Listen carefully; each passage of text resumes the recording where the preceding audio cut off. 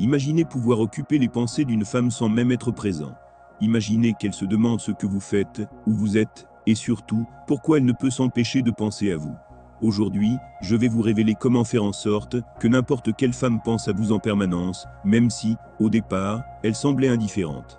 Comme l'a dit Bruce Lee, la clé de l'immortalité est d'abord de vivre une vie qui vaut la peine d'être rappelée. Fermez les guillemets, cette phrase résume parfaitement notre objectif aujourd'hui. Laisser une impression durable, marquer son esprit de manière à ce que votre présence devienne inoubliable.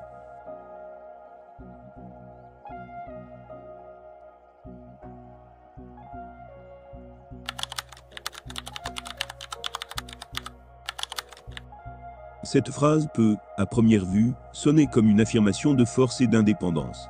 Mais attention, ce n'est pas toujours ce que vous croyez.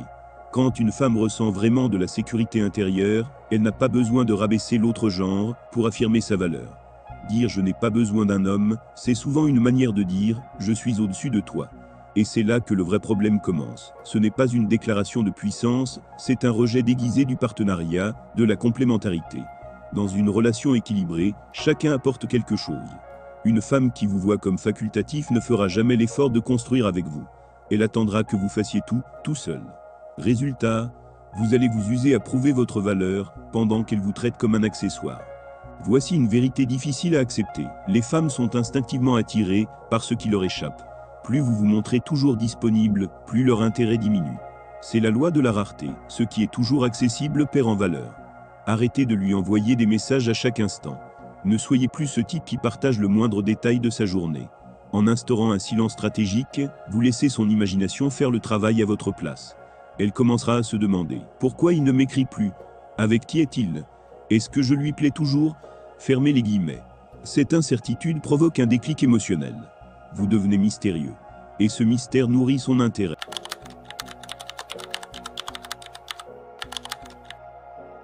Quand une femme commence à parler de ses ex comme de monstres, soyez attentif. Une fois, ça peut être vrai. 2 fois, c'est louche. 3 fois, il est temps d'ouvrir les yeux. Elle est peut-être le point commun entre toutes ces histoires toxiques. La maturité émotionnelle, c'est aussi savoir dire « j'ai fait des erreurs, j'ai choisi la mauvaise personne, j'ai mal réagi parfois ». Mais si elle ne fait que pointer du doigt les autres, sachez une chose, un jour, c'est vous qu'elle accusera de tous les maux. Vous ne serez jamais assez bien pour elle, parce que dans sa tête, elle n'a jamais tort.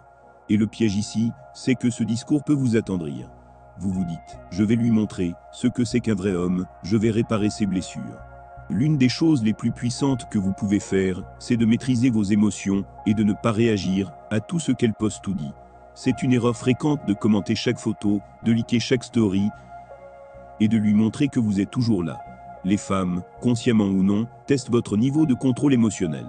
Quand elle publie une photo sublime ou partage un message ambigu, elle peut espérer une réaction de votre part. Mais c'est votre silence, encore une fois. Cette phrase peut sembler intrigante, peut-être même flatteuse, si vous avez l'âme d'un sauveur. Mais c'est un piège.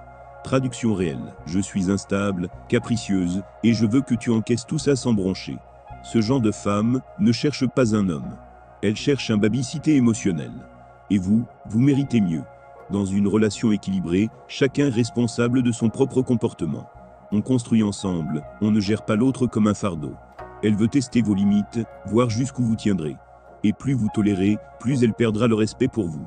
Dans notre société connectée, vos réseaux sociaux sont une vitrine. C'est par eux que les gens, et notamment les femmes, jugent à quoi ressemble votre vie. Si vous vous absentez trop longtemps, ou ne postez rien, elle pourrait croire que vous êtes inintéressant. À l'inverse, bien utilisés, vos réseaux deviennent un outil de séduction silencieuse. Partagez des moments de vie authentiques, une sortie entre amis, un projet passionnant, un hobby que vous développez. L'idée n'est pas de frimer, mais de montrer que votre vie est intéressante, même sans elle. Publiez une photo de vous entouré d'amis,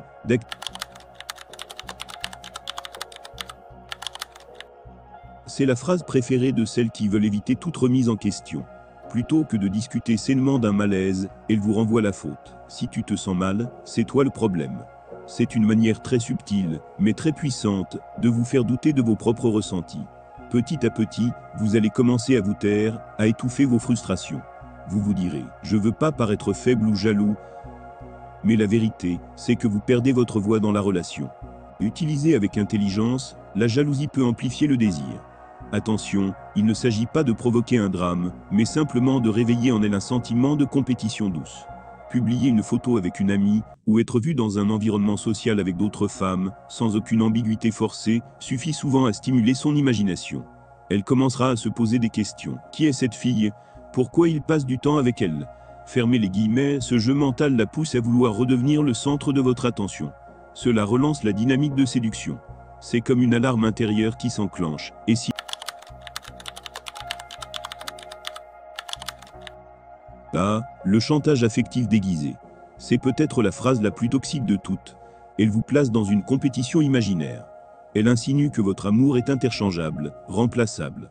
Et ce qu'elle veut, ce n'est pas de l'amour, c'est du pouvoir, du contrôle.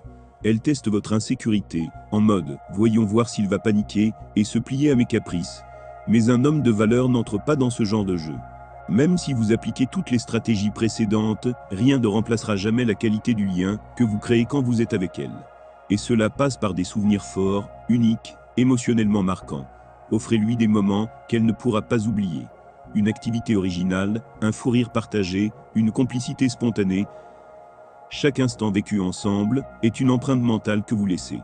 C'est comme une encre émotionnelle qui fait... Ce ne sont pas juste des phrases, ce sont des signaux. Des révélateurs d'une mentalité. Une femme qui vous respecte n'a pas besoin de jouer à ces jeux-là. Elle n'a pas besoin de rabaisser, de manipuler, de menacer. Elle sait ce qu'elle vaut et ce que vous valez aussi. Elle choisit de construire, pas de dominer. Vous méritez une relation saine, équilibrée, respectueuse. Et ça commence par une règle simple. Ne jamais rester là où vous vous sentez de trop. Écoutez les signaux, suivez votre instinct et surtout, soyez intraitable avec votre respect personnel.